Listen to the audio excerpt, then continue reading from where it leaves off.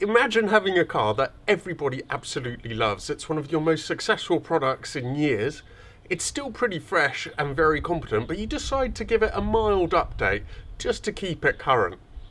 That update is completely slated and everybody hates it. That's exactly what happened when Ferrari produced the 575 GT. Hello everybody, I'm Jack. Welcome to number 27. I'm going to be talking to you today about a Ferrari 575 Maranello.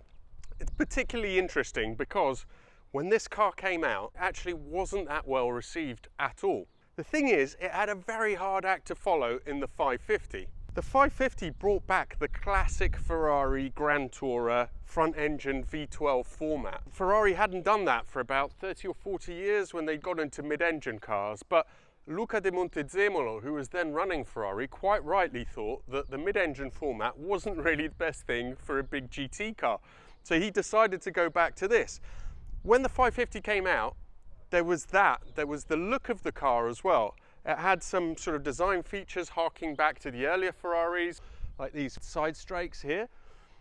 And more than that, the cars handled amazingly well. For a big tourer, the handling was fantastic and people were just raving about them. To give you an idea of just how well received the 550 was, Harry Metcalf, then the editor of Evo magazine, was at the launch and he liked it so much that he bought one and proceeded to put 30,000 miles on it in the next 18 months. So it was a bit of a home goal for Ferrari that when they did an update, the 575 to the 550, which is really just a facelift, the handling was judged to be much worse. Ferrari tweaked the suspension. There are some other bits that are updated, but it was the suspension that actually caused all the ire. It's obviously a really handsome car, and I can see the point of GTs more generally, but I struggle a little bit more to see the point of sports GTs, I guess, because I always figured that anyone who had the money to buy one of these cars new, well, in the garage, they would have something which would be more like their everyday scratcher. They'd have a smaller mid-engine Ferrari, they would have like an Elise, they would have an Ariel perhaps, they would have a 911 RS. You know, they'd have their pick. So why wouldn't you just get like a proper Grand Tourer that actually behaves like a Grand Tourer? Why get something which is compromised by stiffer suspension and the dynamics which aren't ideally suited for comfort? And this is where another car comes in. So last week I actually did a video on a Mercedes SL65 AMG. It's a 2004 car, so it's exactly the same year as this, or it's the same era as this. And actually they cost almost identical money. This was 150,000 without options in 2004, and the Mercedes was 146,000 without options. Now it's quite a crazy thing because this has 540 horsepower. It's one of the later cars, so it has an extra 20 horsepower. But so it's 520 horsepower and about 520 foot-pounds of torque, maybe a bit more, I can't remember exactly. But it's pretty irrelevant because the Mercedes has 6-litre twin turbocharged V12, which puts out 620 horsepower and 1,000 nanometers of torque, which is just simply monstrous. So I did that video last week, so it might be a good idea, if you can be bothered, to go and have a look at that first before you have a look at this, because I'm going to be comparing those two cars and seeing if perhaps the Mercedes, which is more focused as a GT, makes more sense than something like this, which is a bit of a compromise because they're trying to keep it into, you know, make it into a proper sports car as well as a GT.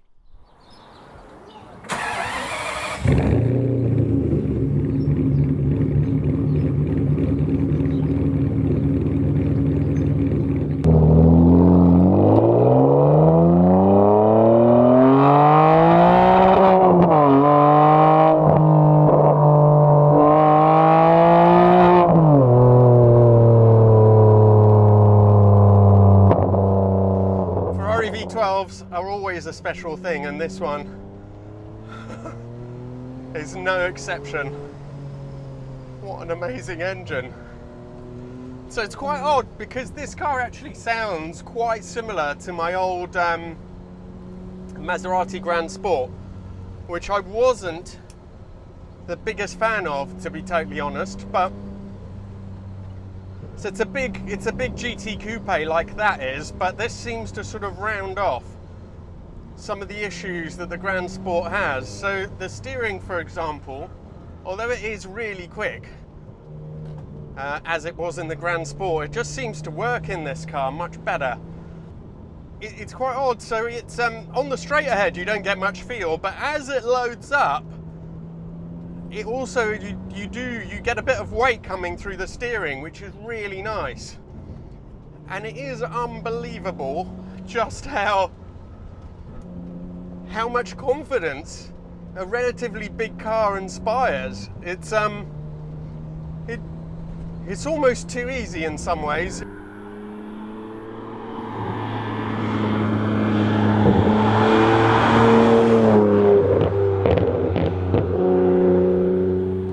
Now I know that without the Fiorano pack, they just do not work anywhere near as well as this, but this one I think is fab. Now again, the interior, a bit like the exterior, the way these door pockets are trimmed, it has echoes of the earlier cars. With the Fiorano pack, it is definitely, it's a stiff car. It's not, you know, it definitely isn't brilliant at handling the sort of smaller stuff.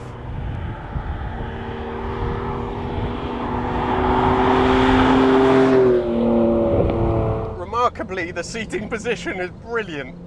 Never experienced something like this in any of the earlier Ferraris, but you actually have the wheel exactly where you need it. Obviously, you don't need to worry about the gear change, and have to say, it is so good. And in this car, I really don't know why, I don't miss the gated change.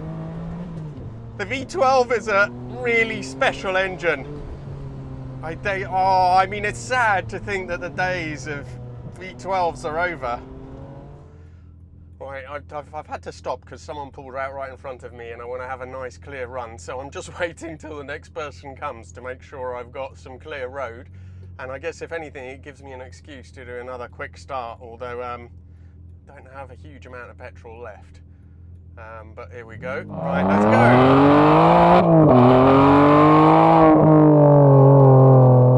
It does have loads of power. It's not quite as ridiculous as that Merc.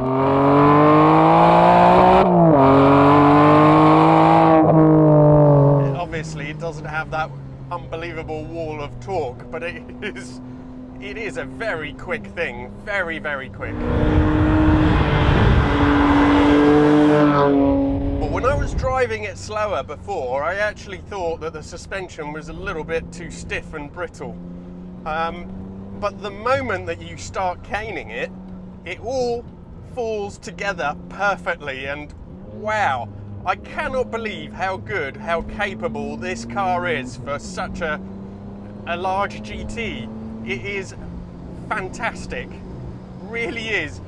And it just gives you confidence, it gives you enough messaging from the back and from the front about what's going on that you're sort of quite happy to chuck it around. It's an absolutely awe-inspiring car.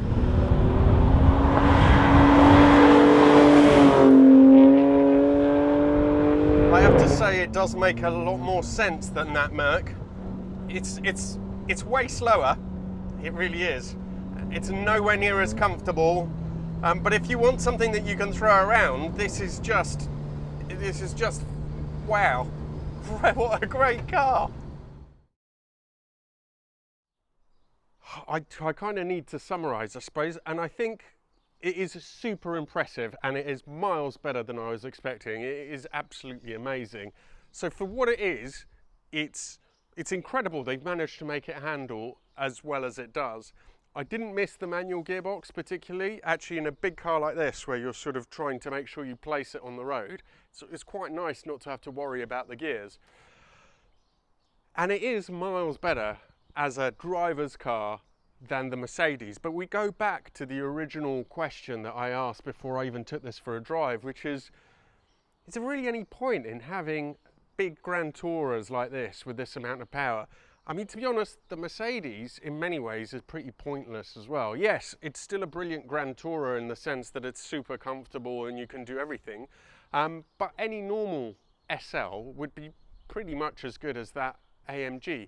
Yes, the V12 engine does sound amazing, and yes, that power is a party trick, but it's a party trick you'd get tired of very quickly. You can't say the same about the 57M, because in terms of pure driving pleasure, you're not going to get tired of this, I can assure you. But I am still a little bit, I still don't understand these cars completely.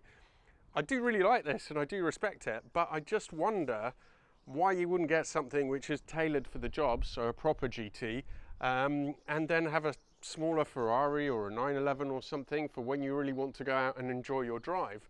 I guess this does it all, which is great, but the low speed ride is pretty difficult. So I think if you're touring around Europe on some dodgy roads and stuff, at times it's going to make for quite an unpleasant companion, really. So what is my conclusion? Well, I do love it, and the V12, the Ferrari V12 is amazing. The Merc is more just that I'm in awe of it, really, for the amount of power it had. If I had to choose between the two, well, this is probably going to be about double the price of the Merc, and you've got to take that into account. But of course, I think ultimately, for my own personal preference, I would, you know, I would love one of these. So sorry I haven't come to any really rational, well-structured conclusions, but I guess that's a little bit what the channel's like anyway. But you have a vague idea, I think, of what I'm thinking. Thank you all so much for watching. I really appreciate it, as always. Please do subscribe, and if you need to contact me, Instagram is the best way. Look forward to seeing you for the next video.